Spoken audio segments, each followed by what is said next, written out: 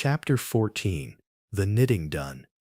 In that same juncture, or moment of time, when the 52 awaited their fate, Madame Defarge held darkly ominous council, or a threatening meeting, with the Vengeance and Jacques III of the revolutionary jury.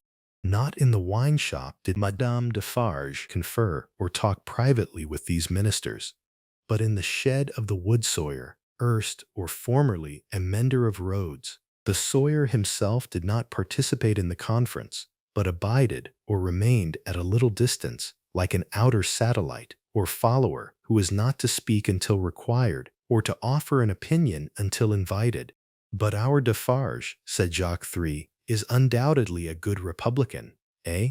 There is no better, the voluble or talkative Vengeance protested in her shrill notes. In France. Peace, little Vengeance, said Madame Defarge, laying her hand with a slight frown on her lieutenant's lips. Hear me speak. My husband, fellow citizen, is a good Republican and a bold man. He has deserved well of the Republic, and possesses its confidence. But my husband has his weaknesses, and he is so weak as to relent or show mercy towards this doctor. It is a great pity, croaked Jacques III, dubiously or doubtfully shaking his head, with his cruel fingers at his hungry mouth. It is not quite like a good citizen. It is a thing to regret.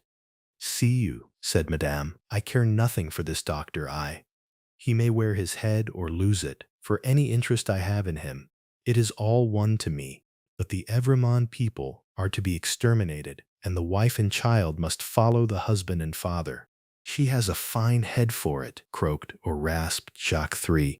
I have seen blue eyes and golden hair there, and they looked charming when Samson or the executioner held them up. Ogre or monster that he was, he spoke like an epicure, or a person with refined taste in pleasures, here enjoying the gruesome sight. Madame Defarge cast down her eyes and reflected a little. The child also, observed Jacques III, with a meditative enjoyment of his words, has golden hair and blue eyes, and we seldom have a child there. It is a pretty sight. In a word, said Madame Defarge, coming out of her short abstraction, I cannot trust my husband in this matter.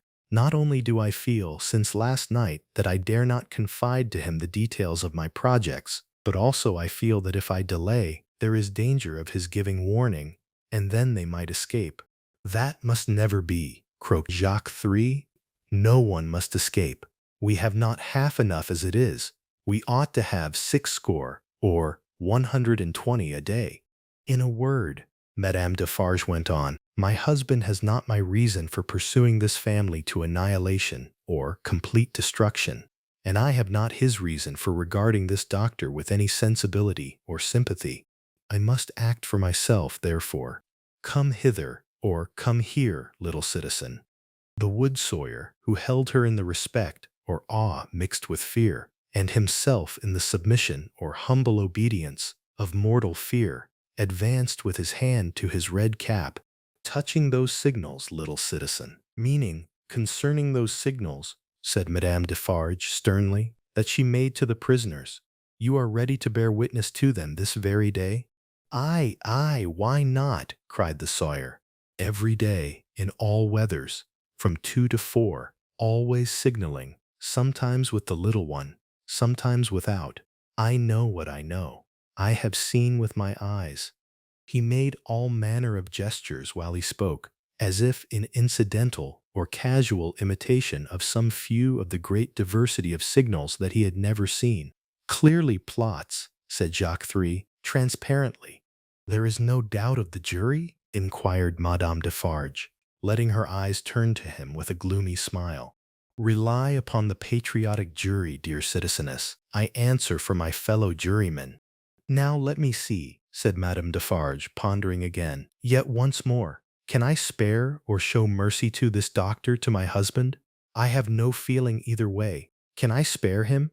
He would count as one head, observed Jacques III in a low voice.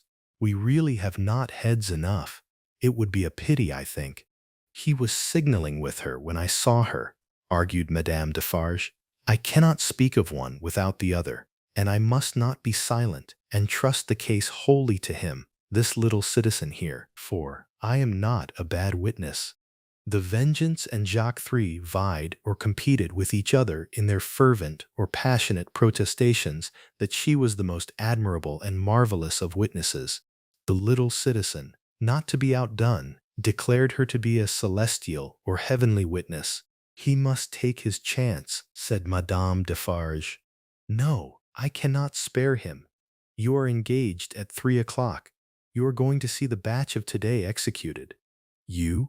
The question was addressed to the wood sawyer, who hurriedly replied in the affirmative, seizing the occasion to add that he was the most ardent or zealous of Republicans, and that he would be in effect the most desolate or forsaken of Republicans if anything prevented him from enjoying the pleasure of smoking his afternoon pipe in the contemplation of the droll national barber or the comical executioner. He was so very demonstrative or overly expressive herein that he might have been suspected, perhaps was, by the dark eyes that looked contemptuously or scornfully at him out of Madame Defarge's head, of having his small individual fears for his own personal safety every hour in the day. I, said Madame, am equally engaged at the same place. After it is over, say at 8 tonight, come you to me in Saint Antoine, which is the revolutionary district of Paris, and we will give information against these people at my section, meaning the Revolutionary District Committee. The wood sawyer said he would be proud and flattered to attend the citizeness, meaning he would be proud and flattered to go with Madame Defarge and serve as her witness. The citizeness looking at him, he became embarrassed, evaded her glance as a small dog would have done, retreated among his wood, and hid his confusion over the handle of his saw. Madame Defarge beckoned, or signaled, the jurymen and the Vengeance a little nearer to the door, and there expounded or explained her further views to them thus. She will now be at home, awaiting the moment of his death. She will be mourning and grieving. She will be in a state of mind to impeach or accuse the justice of the Republic. She will be full of sympathy with its enemies. I will go to her. What an admirable woman! What an adorable woman! Exclaimed Jacques III, rapturously, or with great delight. Ah, my cherished! Cried the Vengeance, and embraced her.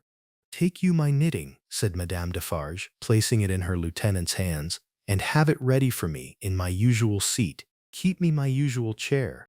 Go you there straight, for there will probably be a greater concourse, or crowd than usual, today. I willingly obey the orders of my chief, said the Vengeance with alacrity or eager readiness, and kissing her cheek. You will not be late? I shall be there before the commencement, or start.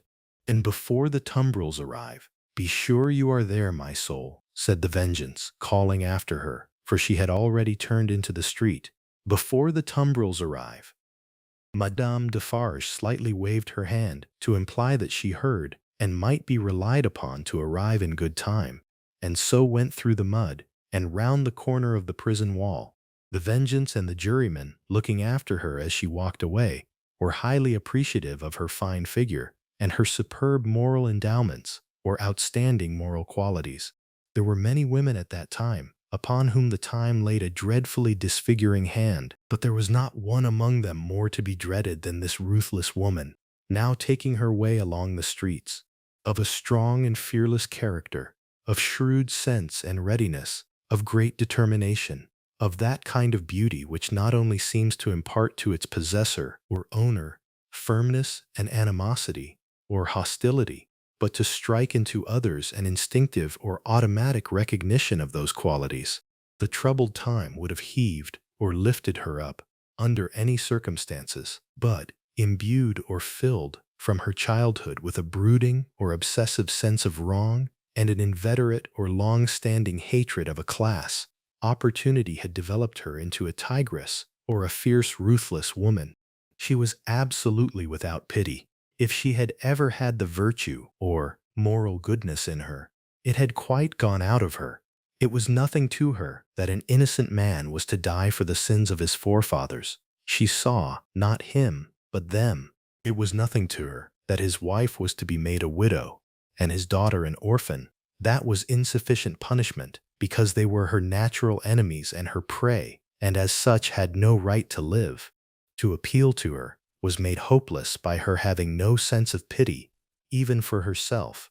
If she had been laid low in the streets, in any of the many encounters in which she had been engaged, she would not have pitied herself, nor, if she had been ordered to the axe tomorrow, would she have gone to it with any softer feeling than a fierce desire to change places with the man who sent her there. Such a heart Madame Defarge carried under her rough robe, carelessly worn. It was a becoming robe enough, in a certain weird way, and her dark hair looked rich under her coarse red cap.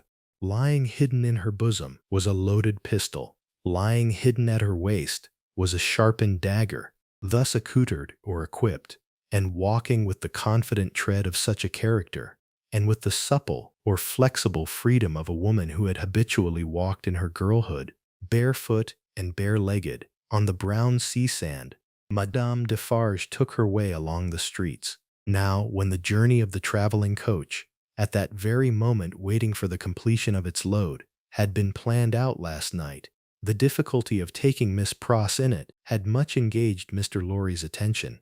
It was not merely desirable to avoid overloading the coach, but it was of the highest importance that the time occupied in examining it and its passengers should be reduced to the utmost, since their escape might depend on the saving of only a few seconds here and there.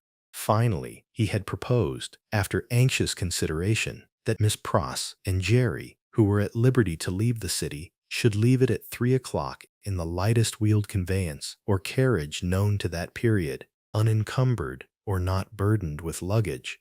They would soon overtake the coach, and, passing it and preceding it on the road, would order its horses in advance, and greatly facilitate or ease its progress during the precious hours of the night when delay was the most to be dreaded. Seeing in this arrangement the hope of rendering real service in that pressing emergency, Miss Pross hailed it with joy. She and Jerry had beheld or seen the coach start, had known who it was that Solomon brought, had passed some 10 minutes in tortures of suspense, and were now concluding their arrangements to follow the coach, even as Madame Defarge, taking her way through the streets, now drew nearer and nearer to the else deserted lodging in which they held their consultation or private discussion. "Now what do you think, Mr. Cruncher?" said Miss Pross, whose agitation or extreme nervousness was so great that she could hardly speak, or stand, or move, or live. "What do you think of our not starting from this courtyard? Another carriage having already gone from here today, it might awaken suspicion." "My opinion, miss," returned Mr. Cruncher, "is as you're right. Likewise what I'll stand by you, right or wrong." "I am so distracted with fear and hope for our precious creatures," said Miss Pross, wildly crying, "that I am incapable of forming any plan. Are you capable of forming any plan, my dear good Mr. Cruncher? Summary. Jerry tells Miss Pross that while he hopes to live a better life in the future, he doesn't expect to use his old head for dishonest work anymore. He then wants to make 2 serious, formal vows in front of her during this dangerous time. This is Jerry Cruncher's moment of repentance, as he's trying to turn over a new leaf after his life of grave robbing. Original text.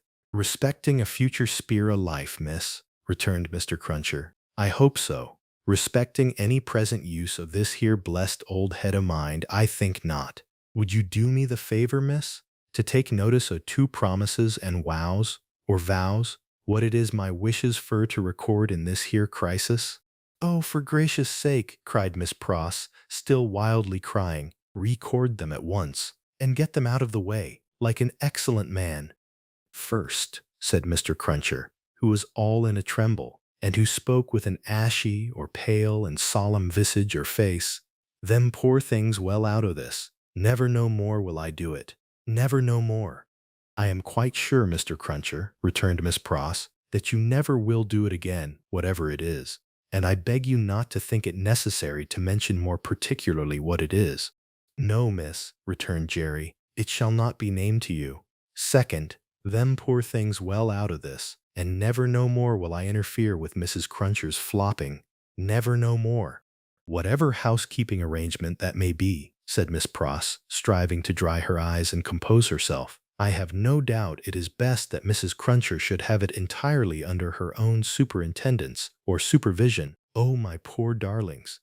I go so far as to say, miss, moreover, proceeded Mr. Cruncher, with a most alarming tendency to hold forth as from a pulpit, and let my words be took down and took to Mrs. Cruncher through yourself, that what my opinions respect in flopping has undergone a change, and that what I only hope with all my heart as Mrs. Cruncher may be a flopping at the present time. There, there, I hope she is, my dear man, cried the distracted Miss Pross, and I hope she finds it answering her expectations. Forbid it, proceeded or continued Mr. Cruncher, with additional solemnity, additional slowness, and additional tendency to hold forth and hold out, as anything what I have ever said or done should be visited on my earnest wishes for them poor creatures now. Forbid it as we shouldn't all flop, if it was anyways convenient to get 'em out of this here dismal risk. Forbid it, miss. What I say, forbid it. This was Mr. Cruncher's conclusion after a protracted but vain endeavor, or prolonged but unsuccessful attempt to find a better one. And still Madame Defarge, pursuing her way along the streets, came nearer and nearer. If we ever get back to our native land, said Miss Pross, you may rely upon my telling Mrs. Cruncher as much as I may be able to remember and understand of what you have so impressively said, and at all events you may be sure that I shall bear witness to your being thoroughly in earnest at this dreadful time. Now pray let us think, my esteemed Mr. Cruncher, let us think. Still, Madame Defarge, pursuing her way along the streets, came nearer and nearer. If you were to go before, said Miss Pross, and stop the vehicle and horses from coming here, and were to wait somewhere for me, wouldn't that be best? Mr. Cruncher thought it might be best. Where could you wait for me? Asked Miss Pross. Mr. Cruncher was so bewildered that he could think of no locality or place but Temple Bar. Alas, or unfortunately, Temple Bar was hundreds of miles away, and Madame Defarge was drawing very near indeed. By the cathedral door, said Miss Pross. Would it be much out of the way to take me in near the great cathedral door between the two towers? No, miss, answered Mr. Cruncher. Then, like the best of men, said Miss Pross, go to the posting-house or horse-changing station straight, and make that change. I am doubtful, said Mr. Cruncher, hesitating and shaking his head, about leaving of you, you see. We don't know what may happen. Heaven knows we don't, returned Miss Pross, but have no fear for me. Take me in at the cathedral at 3 o'clock, or as near it as you can, and I am sure it will be better than our going from here. I feel certain of it. There, bless you, Mr. Cruncher, think not of me, but of the lives that may depend on both of us. This exordium, or introduction, and Miss Pross's two hands in quite agonized entreaty, or desperate plea clasping his, decided Mr. Cruncher. With an encouraging nod or two, he immediately went out to alter the arrangements, and left her by herself to follow as she had proposed. The having originated a precaution which was already in course of execution was a great relief to Miss Pross. The necessity of composing or arranging her appearance so that it should attract no special notice in the streets was another relief. She looked at her watch, and it was 20 minutes past 2. She had no time to lose but must get ready at once. Afraid, in her extreme perturbation or agitation, of the loneliness of the deserted rooms, and of half-imagined faces peeping from behind every open door in them, Miss Pross got a basin, or bowl of cold water, and began laving or washing her eyes, which were swollen and red. Haunted by her feverish apprehensions or anxious fears, she could not bear to have her sight obscured for a minute at a time by the dripping water, but constantly paused and looked round to see that there was no one watching her. In one of those pauses she recoiled or drew back in horror and cried out, for she saw a figure standing in the room. The basin fell to the ground broken, and the water flowed to the feet of Madame Defarge. By strange, stern ways, and through much staining blood, those feet had come to meet that water. Madame Defarge looked coldly at her, and said, "The wife of Evrémonde, where is she?" It flashed upon Miss Pross's mind that the doors were all standing open, and would suggest the flight. Her first act was to shut them. There were 4 in the room, and she shut them all.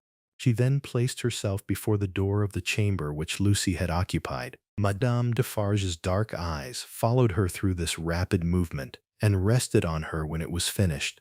Miss Pross had nothing beautiful about her. Years had not tamed the wildness or softened the grimness of her appearance. But she, too, was a determined woman in her different way, and she measured Madame Defarge with her eyes every inch. "You might, from your appearance, be the wife of Lucifer," said Miss Pross in her breathing. "Nevertheless, you shall not get the better of me. I am an Englishwoman." Madame Defarge looked at her scornfully, but still with something of Miss Pross's own perception that they two were at bay. She saw a tight, hard, wiry woman before her, as Mr. Lorry had seen in the same figure a woman with a strong hand in the years gone by. She knew full well that Miss Pross was the family's devoted friend. Miss Pross knew full well that Madame Defarge was the family's malevolent or evil-intentioned enemy. "On my way yonder," said Madame Defarge, with a slight movement of her hand towards the fatal spot, "where they reserve my chair and my knitting for me. I am come to make my compliments to her in passing. I wish to see her." "I know that your intentions are evil," said Miss Pross, "and you may depend upon it, I'll hold my own against them." Each spoke in her own language. Neither understood the other's words. Both were very watchful, and intent to deduce or figure out from look and manner what the unintelligible words meant.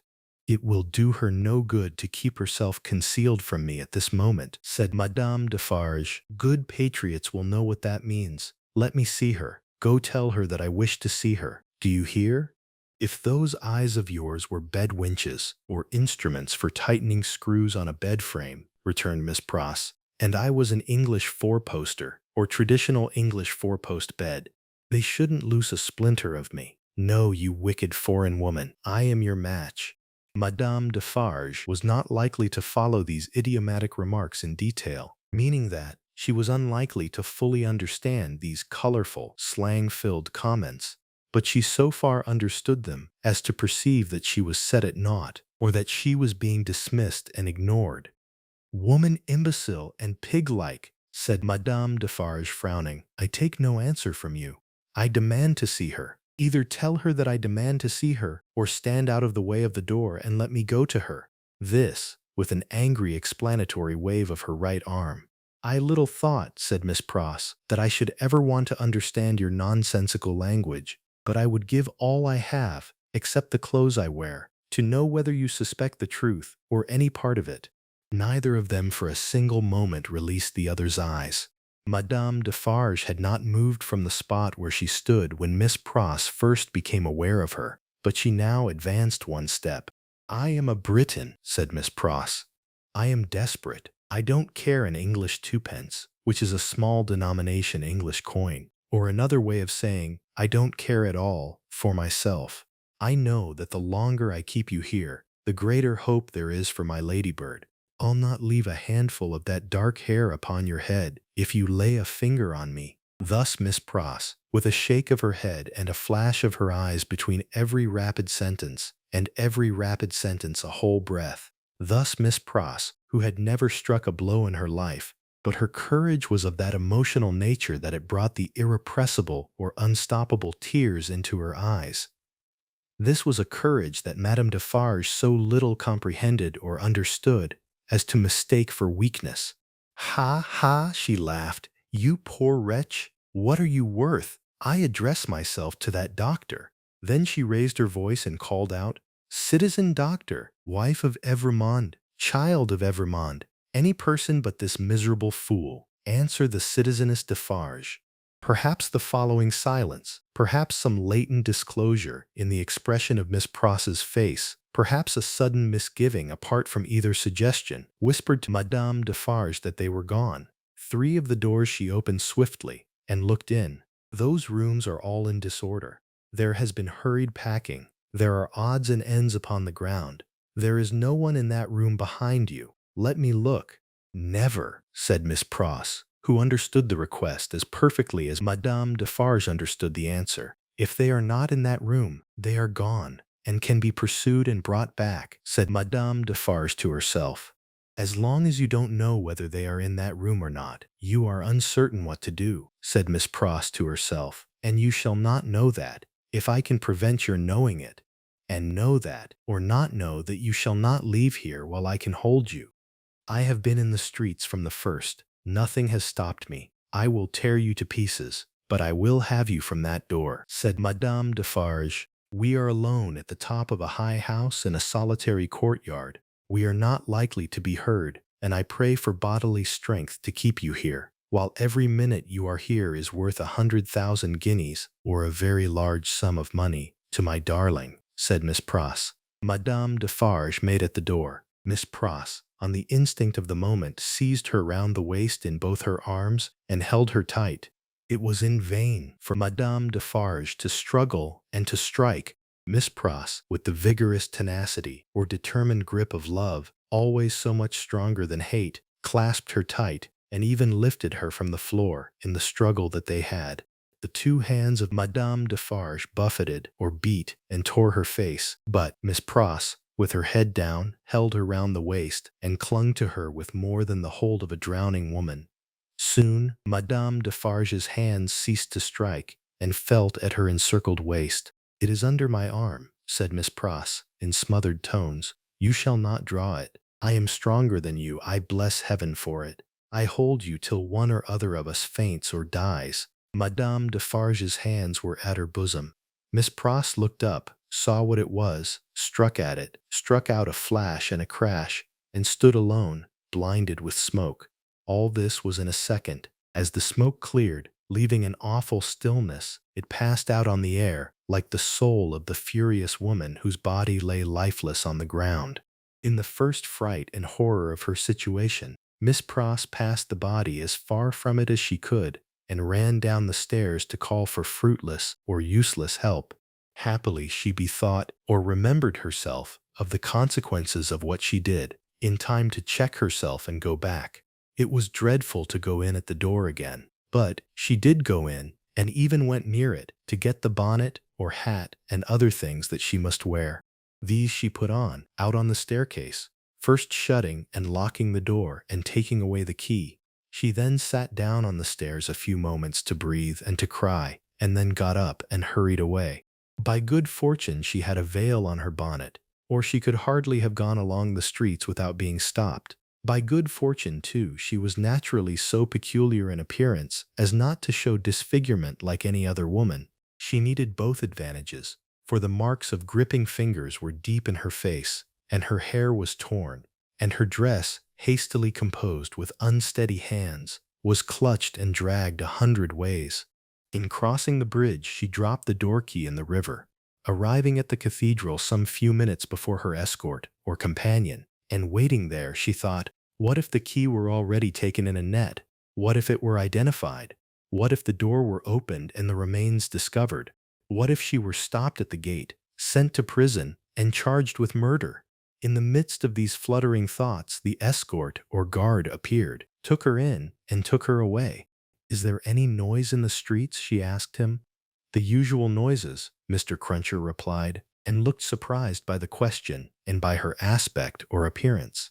"I don't hear you," said Miss Pross. "What do you say?" It was in vain for Mr. Cruncher to repeat what he said. Miss Pross could not hear him. "So I'll nod my head," thought Mr. Cruncher, amazed. "At all events she'll see that," and she did. "Is there any noise in the streets now?" asked Miss Pross again, presently. Again Mr. Cruncher nodded his head. "I don't hear it." "Gone deaf in an hour?" said Mr. Cruncher, ruminating or pondering, with his mind much disturbed. "What's come to her?" "I feel," said Miss Pross, "as if there had been a flash and a crash, and that crash was the last thing I should ever hear in this life." "Blest if she ain't in a queer or strange condition," said Mr. Cruncher, more and more disturbed. "What can she have been a-taken to keep her courage up? Hark, or listen, there's the roll of them dreadful carts. You can hear that, miss?" "I can hear," said Miss Pross, seeing that he spoke to her, "nothing. Oh, my good man, there was first a great crash, and then a great stillness, and that stillness seems to be fixed and unchangeable, never to be broken any more as long as my life lasts. If she don't hear the roll of those dreadful carts, now very nigh or near their journey's end," said Mr. Cruncher, glancing over his shoulder, It's my opinion that indeed she never will hear anything else in this world, and indeed she never did. Thank you for joining us through this chapter of A Tale of Two Cities. If you're enjoying the story, the vocabulary lessons, and the background information that makes this classic novel more coherent, please hit that subscribe button and turn on notifications. Let's keep learning together. See you in the next chapter.